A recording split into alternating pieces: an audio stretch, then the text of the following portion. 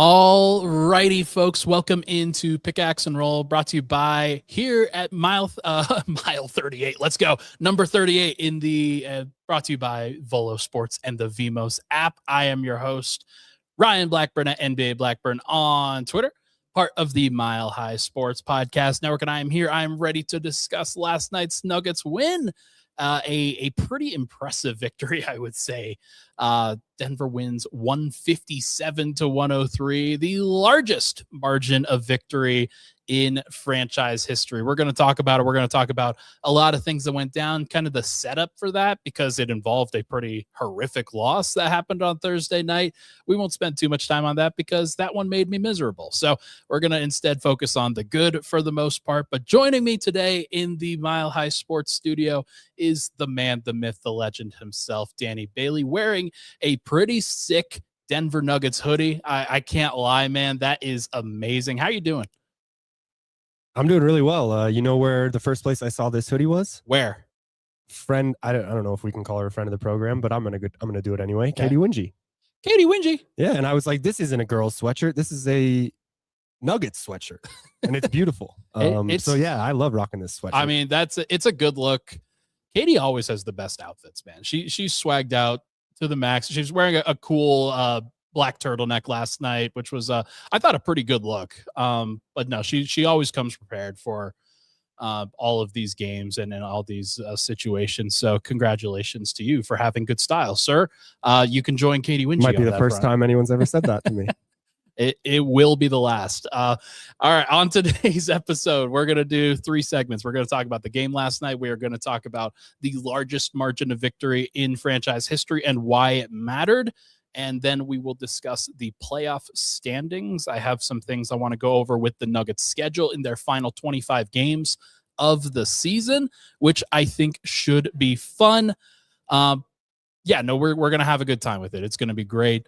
Always appreciate the love and support on the show. Hit that like button, hit that subscribe button. Would really, really appreciate it.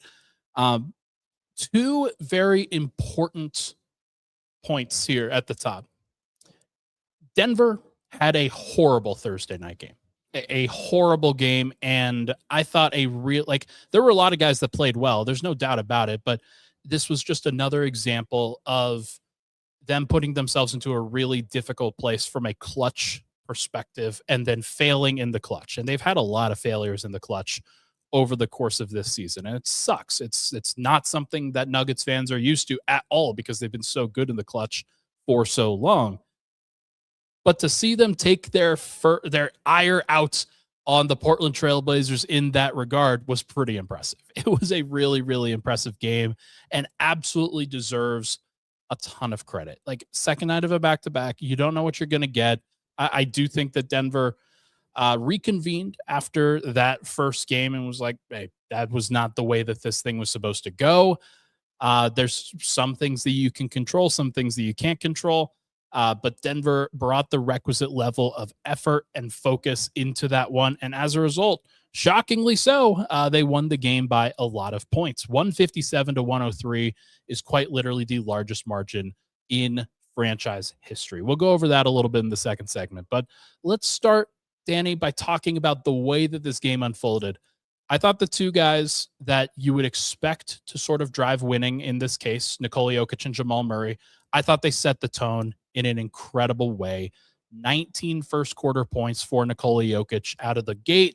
Had an interesting matchup against Donovan Clingan and against Robert Williams. And anytime the Blazers were switching on smaller wings that were, they're obviously very pesky. They have been very pesky in the past. It's why that Denver lost earlier this year to the Portland Trailblazers in, I think, the 5th game of the season or so.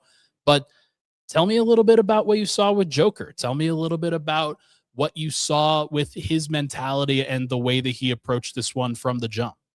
I love seeing Joker aggressive early. Yeah. And I think that was one of the big things missing Thursday night, which we've seen it over the last few years.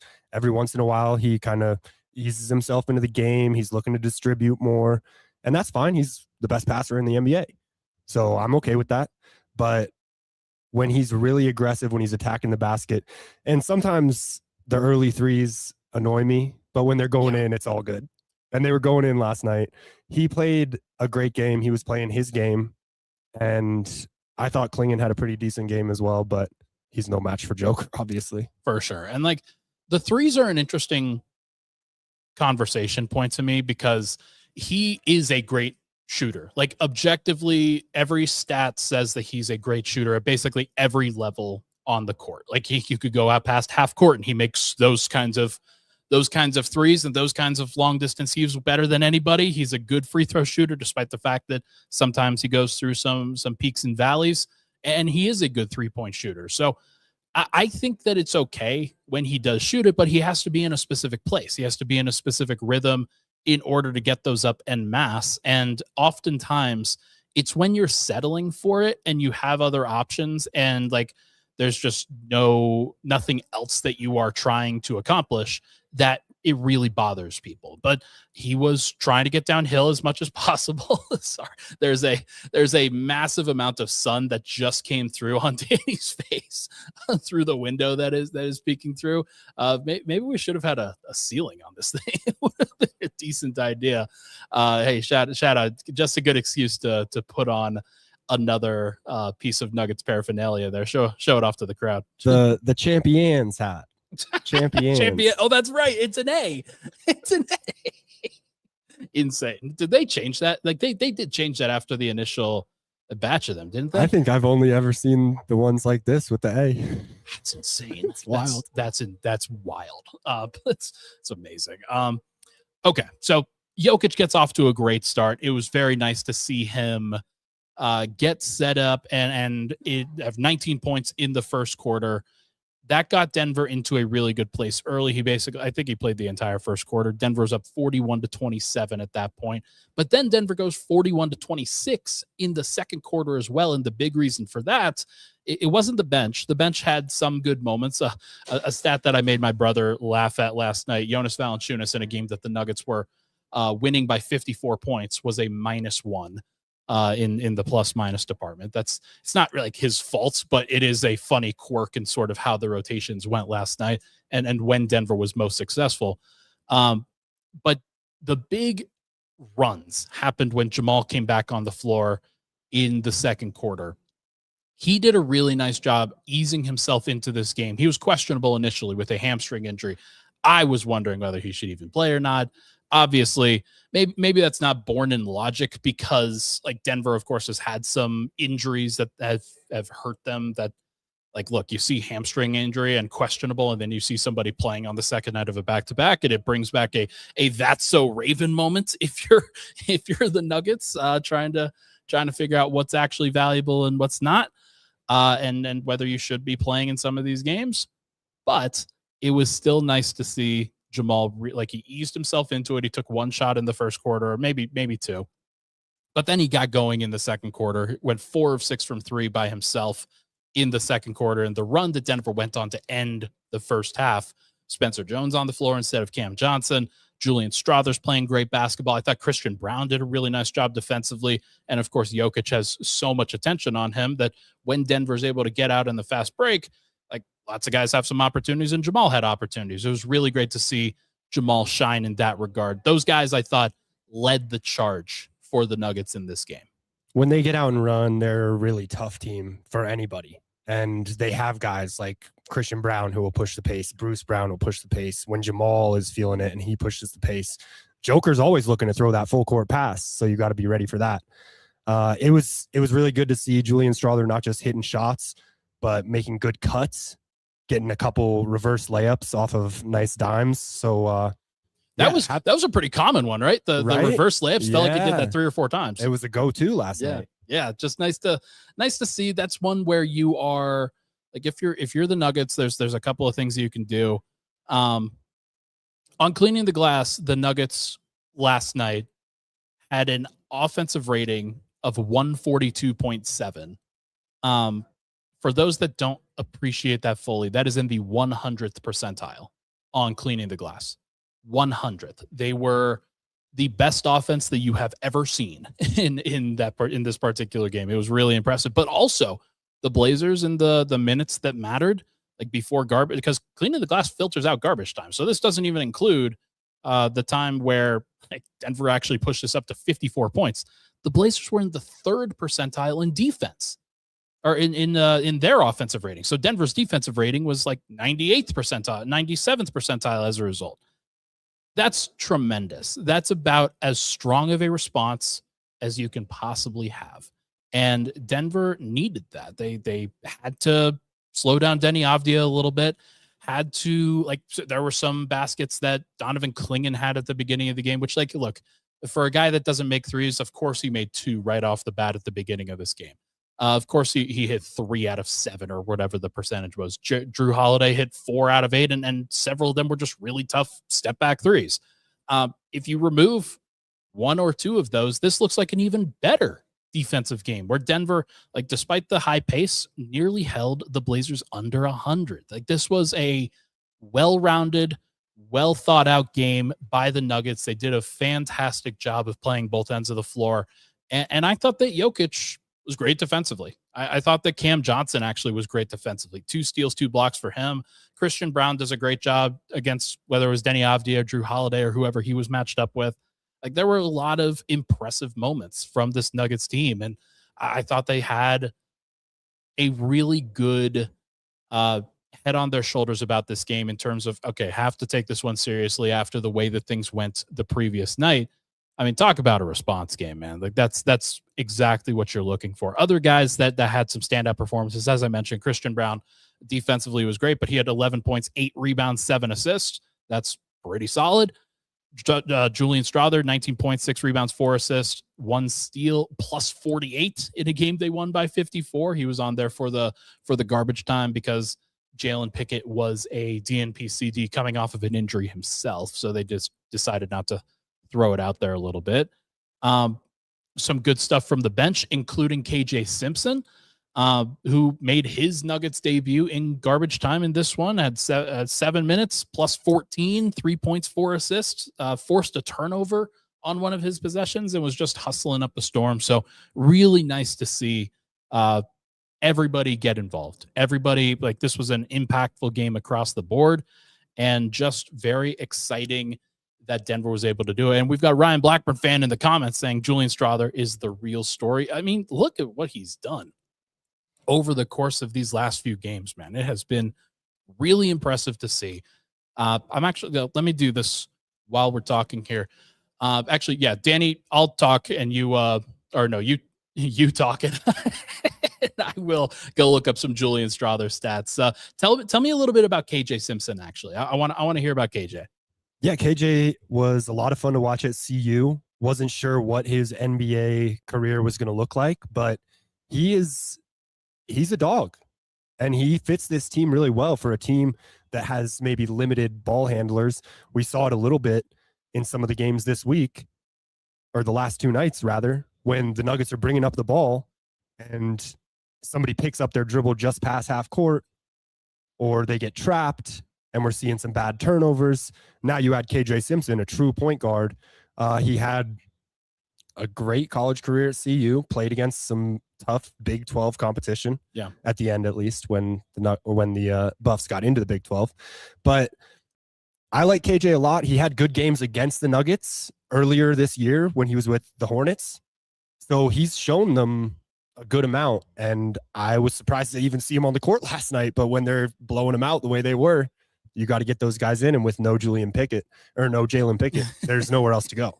I do the same thing. I do exactly. Julian, Jalen, oh my goodness. All the names are too similar these days. Nikola Jokic, Nikola Jovic.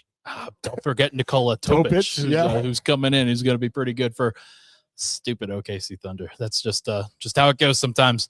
No, there's exciting things for KJ. He got some opportunity with Charlotte, but like they have a whole bunch of ball handlers on their team. They've got a star point guard in LaMelo Ball. They've got a whole bunch of guys that they want to feature some of these other guys. And it's hard for a guy like KJ to get out there on a consistent basis. I don't think he's going to get out for the Nuggets on a consistent basis, but could he help if Jamal were to have to sit a game or 2? Absolutely. I don't see any reason why he couldn't help in that case. So all you have to do is just run some of the stuff that you were running with the reserves, and maybe there's an opportunity there for sure. Last few games for Julian Strother, he started a game. It was actually the game that Aaron Gordon got hurt in Milwaukee, where that was the one where he really started to break out a little bit, 20 points in that one. He went back to the bench after that, but then over the course of these last 7 games has been in double digits the entire time from a double-digit scoring perspective.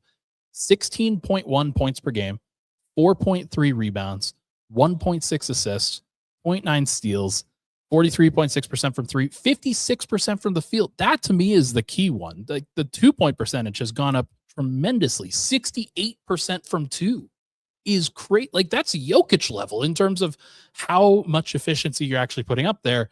And one of the reasons is that floater's actually going in. And so, like, it was one of his better skills, and it was advertised as one of his better skills, but he wasn't making it at a very consistent rate through the first 2.5 years of his career.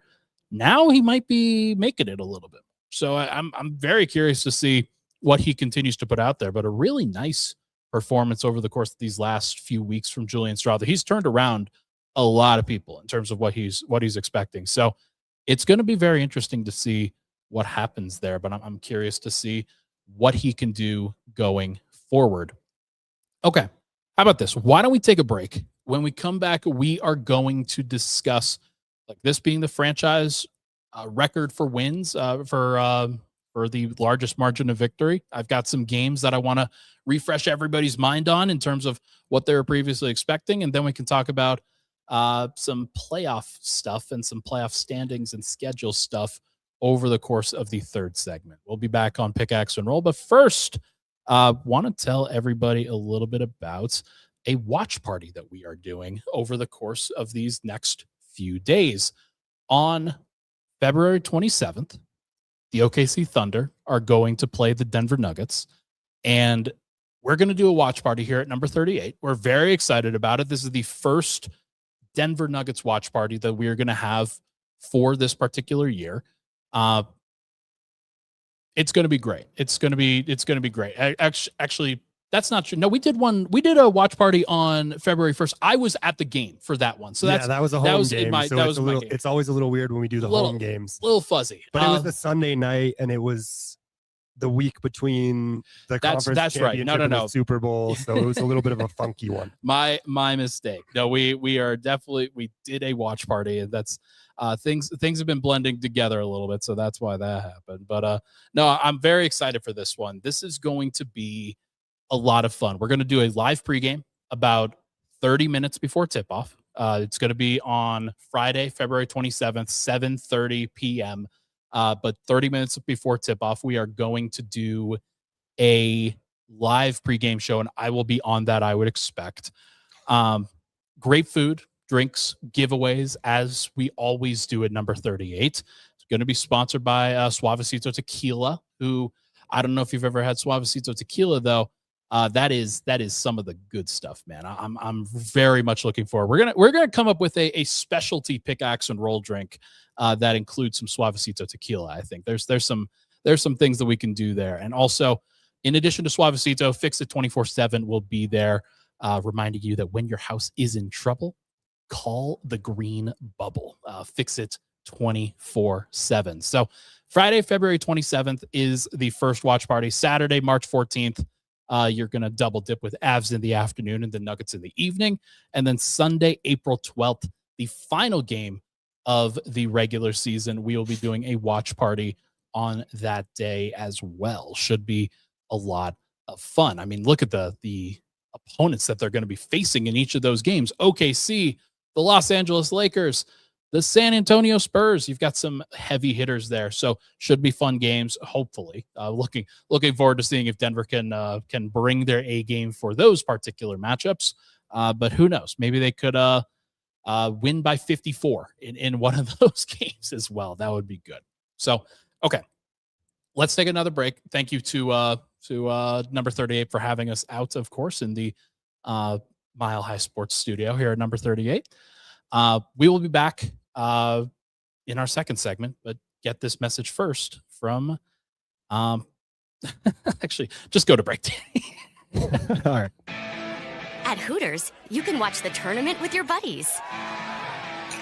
all your buddies. Like the ones with ice-cold beer. And one-of-a-kind wings that are nothing but net. You know, buddies you won't have to fight for the remote. Buddies who know a thing or two about basketball. And the fans who live for it. Where else are you gonna get all this?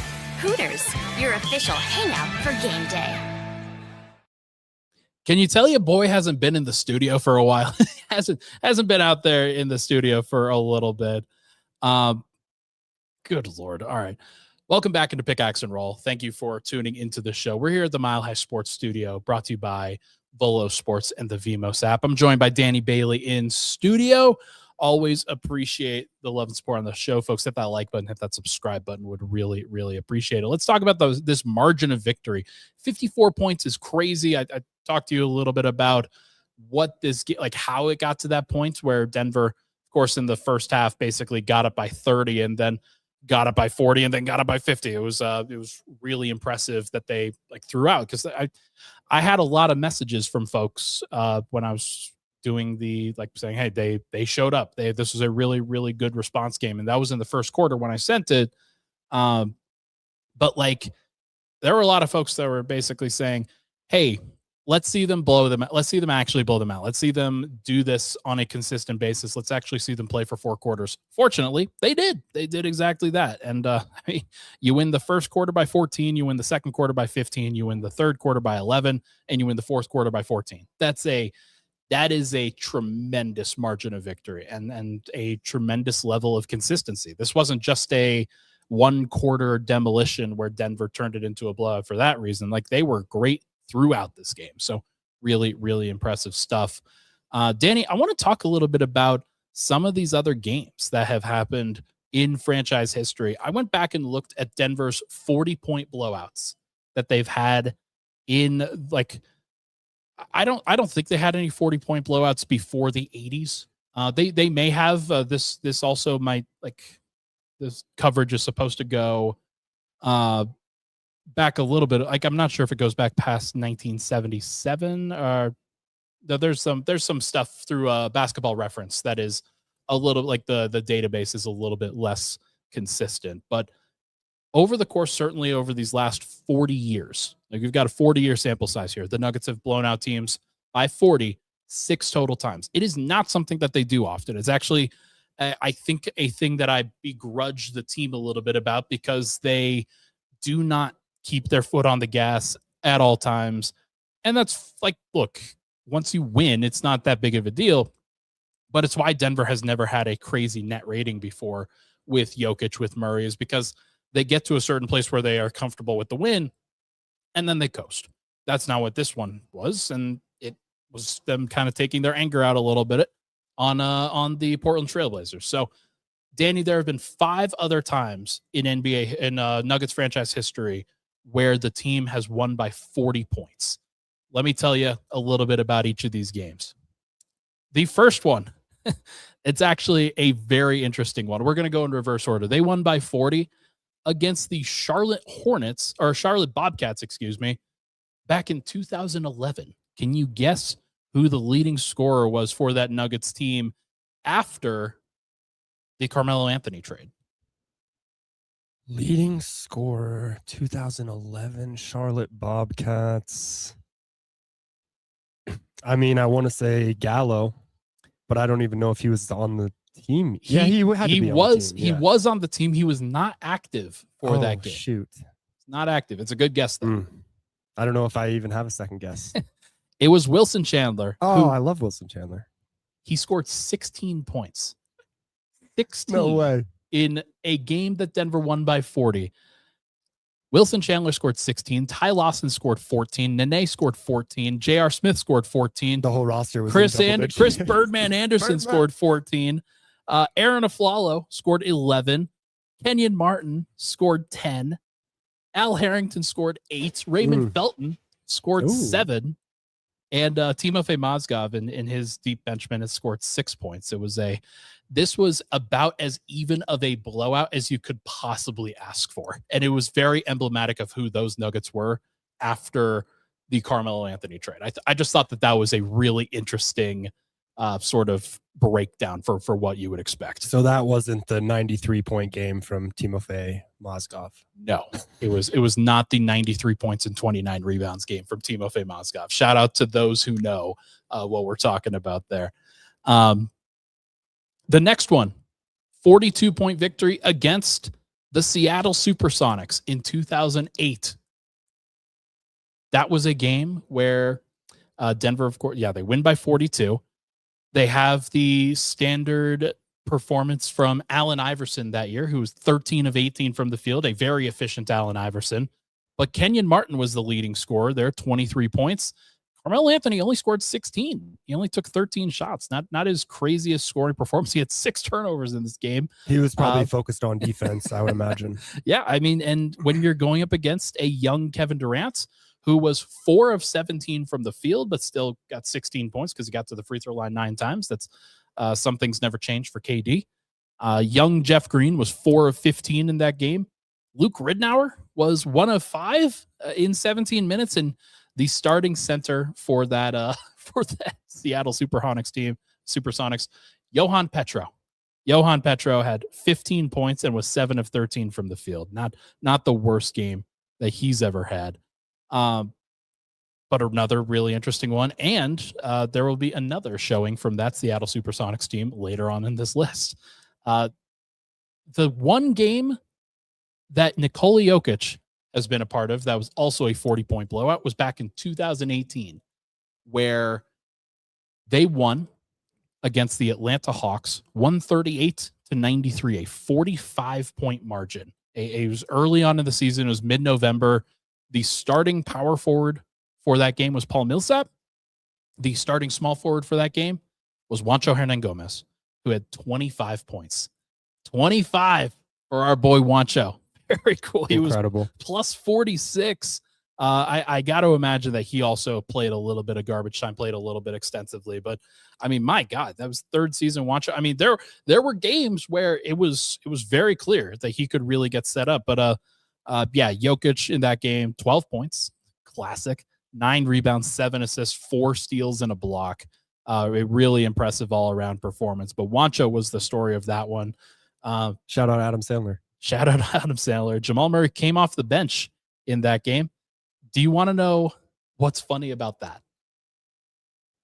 What is funny about that, Ryan? Jamal Murray was starting that season. He started, I'm pretty sure, every single game that season outside of that particular contest for against the Atlanta Hawks. He started 80 out of 81 games. The reason why he didn't start for that game is because he was late to a team meeting. Oh, no. Come on, Jamal. He was just a youngster then, though. The only time that Jamal did not start for that particular season was a game that the Nuggets won by 45. That's pretty insane. Denver, of course, felt like they could do that game. I would imagine so. They felt like they were okay to send a little bit of a message. Hey, this isn't okay. This is I'm pretty sure was that. Oh wait, I'm mistaken. That was a different year. That was the 18-19 season, not the 17-18 season. The 18-19 season, let me just confirm that Jamal also started every single game that year. This is good podcasting. Well, but it is rare. 74 out of 75 games. Yeah. So I'm right. Because he's injured. I do remember this. And sometimes maybe they would bring him in off the bench to save his legs or to limit his minutes. It's nice to see that he was starting all those games. Gotta love it. He's starting pretty much every one this year, right? Yeah, I think he is playing pretty well for this year. First ever All-Star appearance. It was really nice to see. The next one was a game in 1987 between the Clippers and the Nuggets. It was, get this, the first game of the year. The first game of the year between the Nuggets and the Clippers. November 6th, 1987 is the 87-88 season. Alex English was fantastic. Otis Smith was fantastic in that game. Wayne Cooper was fantastic in that game. Fat Lever, 11 points, 10 rebounds, 10 assists, 5 steals. He was all around doing some great things. Jay Vincent off the bench at 16 points, but the big story, the Clippers had 25 turnovers in that game. Reggie Williams off the bench, 19 shots, 5 of 19. Really interesting little bit of story time there for a team and a franchise that hasn't had a lot of success. Obviously, that stretch of Clippers era was pretty bad, but that was a really good era for the Nuggets with Alex English and Fat Lever. Of course, the 87-88 season was a good one for them. Coached by the late Doug Moe. R.I.P. Coached by the late Doug Moe. Rest in peace to the big stiff himself. A interesting blast of the past, and one that I think everybody will remember. And then the final game, the only other game in Nuggets recent history that they won by 50 points, was another game against the Seattle Supersonics for some reason. It was that same year. They beat the Seattle Supersonics 168-116. 52-point margin. My God. Like, it's crazy to think about. That game, Kevin Durant went 8 of 12. He was really good. It was pretty good in that one. 23 points. Got to the free throw line 9 times again. Shout out. Jeff Green, 4 of 12 from the field, though. That was a young Jeff Green. They were both very young that year. They going up against the world, it was very clear that they had a lot of things to learn. But Johan Petros still starting for that team. Earl Watson started that game along with Chris Wilcox, and that team was a little bit overwhelmed, I'm gonna say. 168-116. Allen Iverson was fantastic, and this one was plus 40. Anthony Carter started in that one. Carmelo Anthony, 26 points, back to his normal.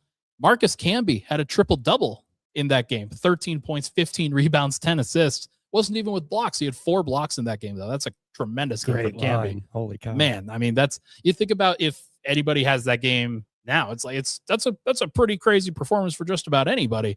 But a really impressive one for Marcus Camby. And then you had 2 19-point scores, Chucky Atkins and J.R. Smith off the bench. Linus Kleza had 17 off the bench. Yokaba Diawara. Yokowaba. Oh my gosh. This is before my time. I was 11 years old when this happened. Had 11 points off the bench as well. Diawara is the name that I don't pronounce first names because I'm a loser. No, you're not. Not in that sense. My God, think about all those names. Think about all those names in Nuggets history. What happened across a whole bunch of those different games? Just a very impressive showing from Nuggets of past. And so for this one to outpace all of those kinds of games, one of them, you scored 168 points in regulation. In regulation, that's a crazy stat, crazy performance for this game that Denver just had. Hopefully that shows you guys how impressive this particular victory was. Yeah, with most of those games, you're not missing any of the big names on the roster.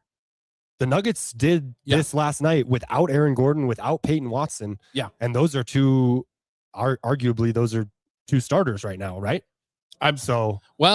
Maybe that's going to be interesting. Aaron Gordon will probably have a minutes restriction when he comes back, and so maybe you can get away with it for a little bit. Peyton Watson, maybe he'll have a minutes restriction when he comes back, but when everybody's healthy, when everybody's full go, I'm going to guess that Peyton Watson comes off the bench, man. I think that they're going to go back to what was the original starting 5, and so it's going to be they'll stick with Jamal, CB, Cam, AG, Jokic, and like. Doesn't suck. Like that lineup in theory should be really, really good. And like Christian over the course, and that's actually a really good point.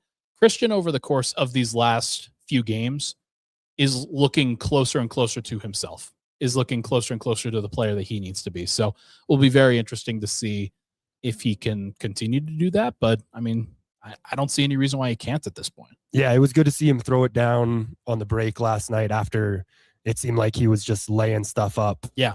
In Thursday night's game. So yeah, promising for sure. Like I said before, I mean, I love the energy he brings, and when they run, they're a different team, and he's one of those guys that pushes the pace. So. Yeah, it'll be interesting to see what he continues to do. Okay, Really good stuff. Really good blast from the past. I think that was a good segment. I think as long as Yakuba Diawara was the name that I mispronounced. So gosh, like I'm gonna get a whole bunch of Nuggets fans there being like, you absolute monster. It's gonna be awesome. Yeah, Enigma the Gray Man and 42 Ultra both were feeling this segment. So sir, it's always good to see. So thank you guys for hanging out with me. Let's take a break. When we come back, we're gonna go over the final 25 games that the Nuggets have and the standings that they are currently finding themselves in. I want to break it down by which games matter the most. And so that should be a fun one for sure. We'll be right back. But first, I want to tell everybody a little bit about the Vimos app. In their own words, Vimos is trying to connect customers to venues in a very unique way through their app platform. It's a digital wallet that remembers your habits, delivers the brands and venues for your night out that you actually want. One of those venues could be number 38 right over here. And like, if you're interested, there's you can do it by alcohol type. You can do it by in a lot of different ways. What you're trying to get out of it, you get the opportunity to pay for drinks and food all in one place. You could set up the events, redeem the offers that are within the app, and do contactless payments as well. So check out the Vimos app, spelled VEMOS, and have a better night out. We'll be right back here on Pickaxe and Roll. When I go to court, these aren't my clients, these are my friends. These are people that I believe in, and they have one shot, just one shot for justice. If they've come to me and we've gotten to trial, their life has been turned upside down in some awful way. I'm all they have. So if I haven't put the time in, if I haven't trained, if I haven't humbly looked in the mirror and thought about ways I can be better, and I don't present my best self in court, then I failed them. And that's what motivates me as a trial lawyer, because when this is over, that client goes home. And if I haven't done my best for him, I haven't been his champion, then I've failed.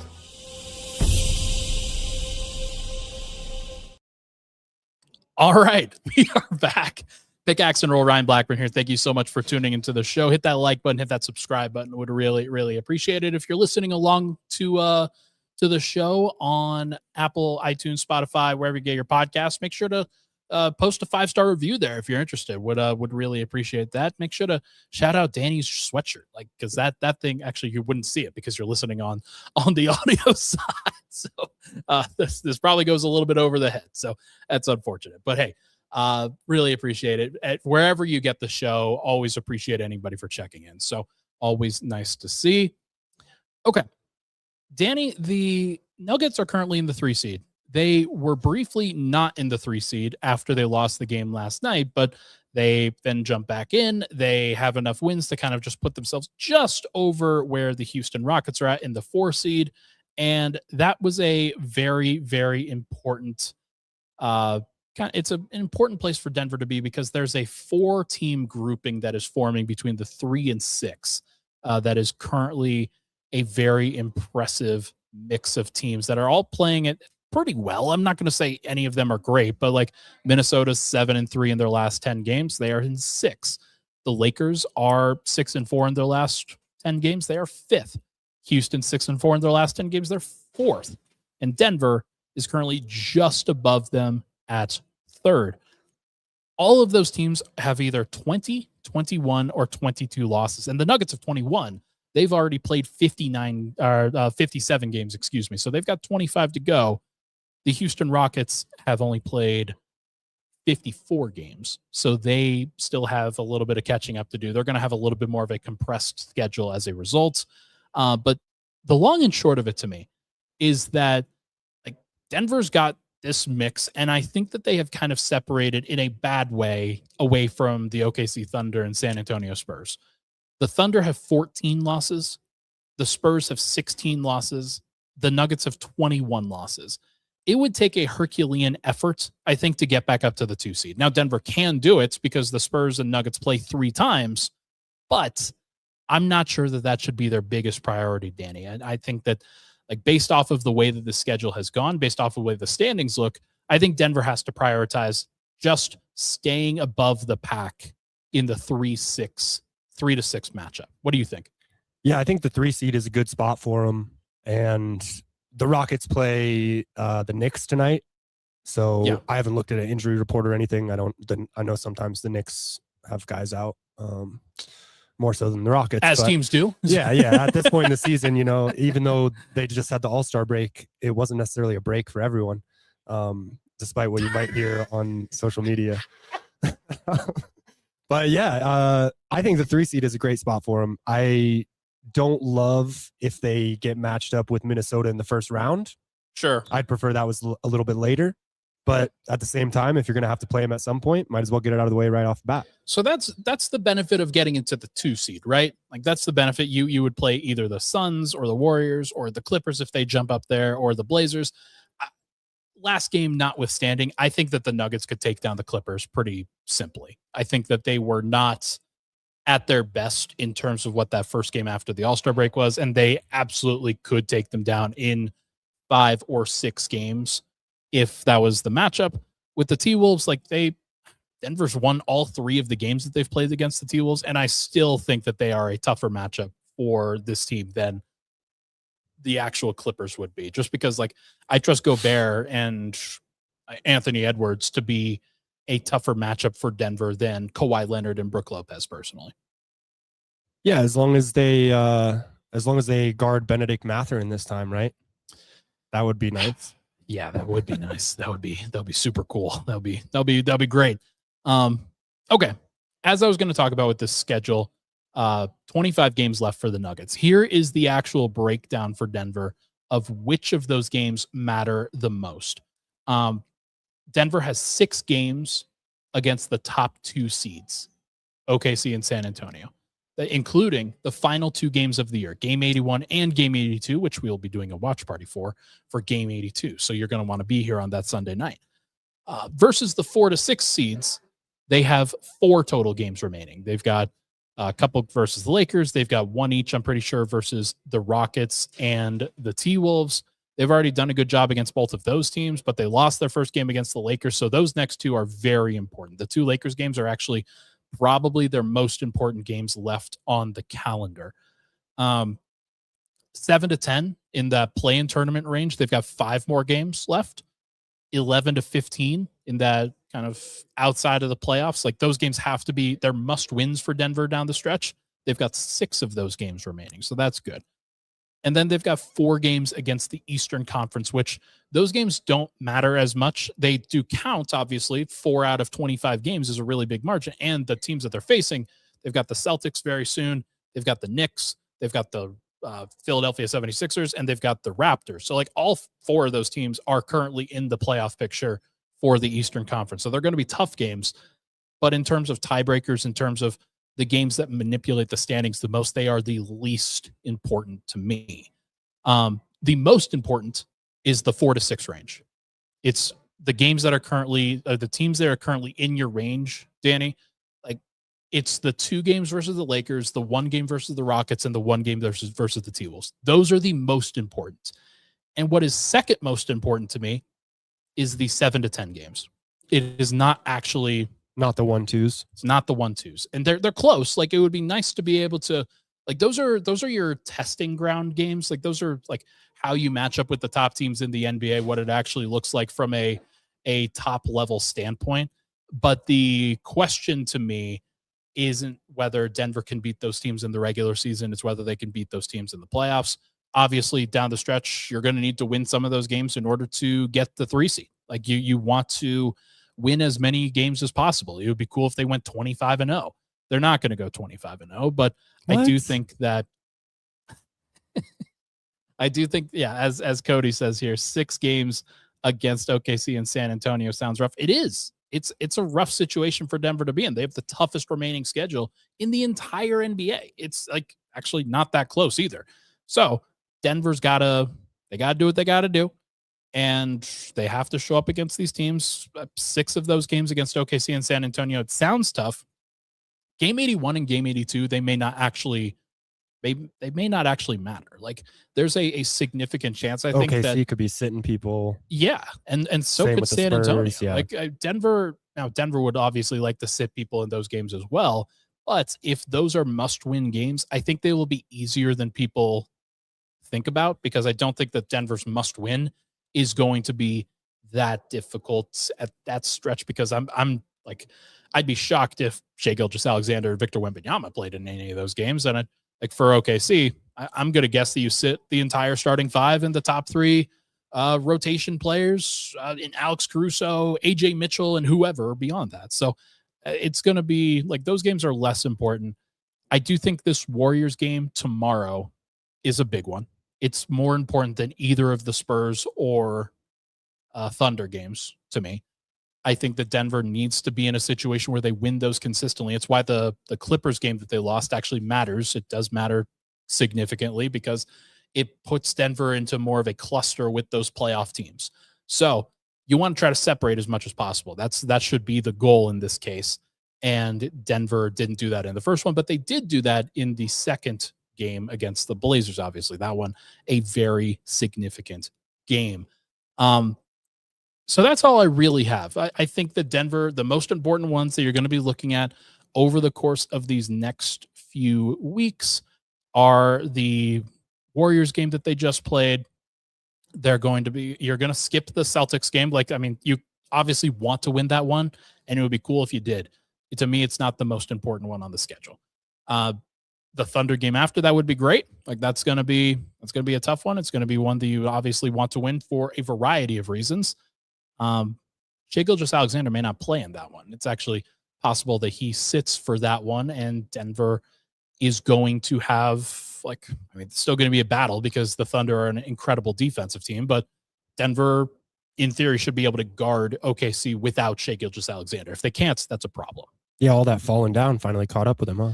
Damn. The joke that I wanted to make was that he was flexing too hard in the mirror because he's got an ab injury. That's a good point. Shout out Cade Cunningham for calling out Adam Silver and the whole league for flopping.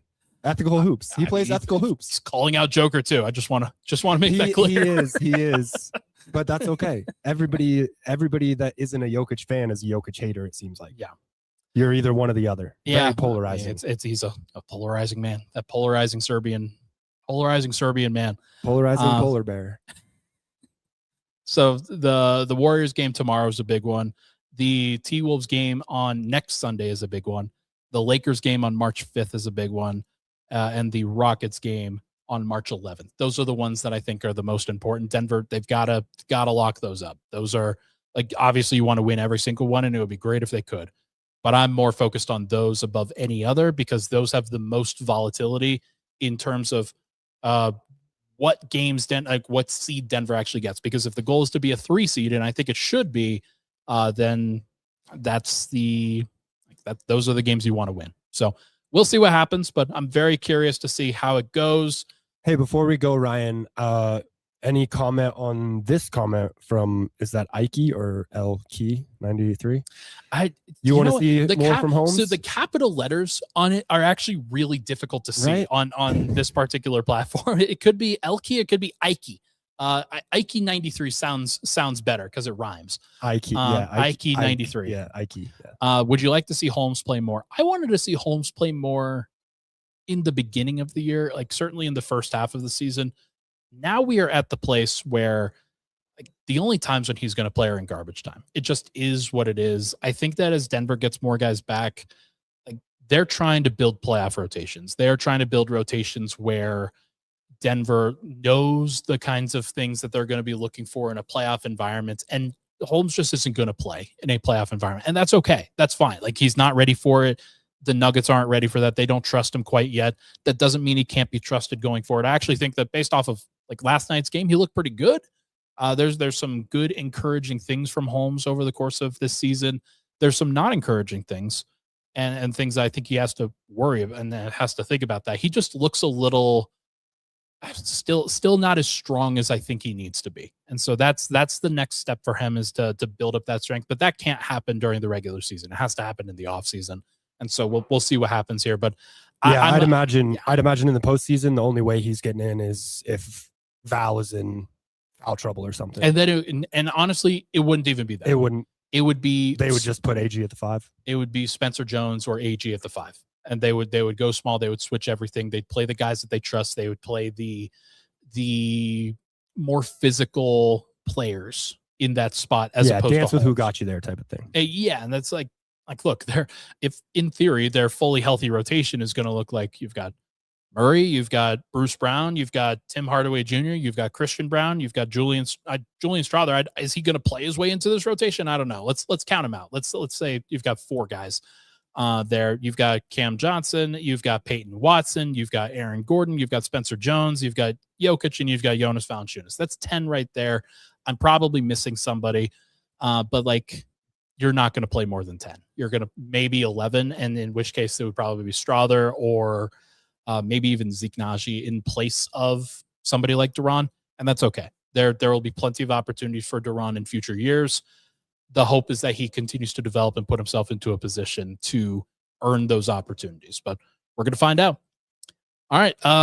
Actually, there was another read that we want to do for CU Athletics. Are we not doing that one? No, it's a new spot, but it's recorded. Okay. So we'll you guys will see that for the first time next week, probably on Monday. Okay. Well, hey, maybe I should listen before when we're doing our production. Yeah, it's not in the calendar, Ryan. Come on.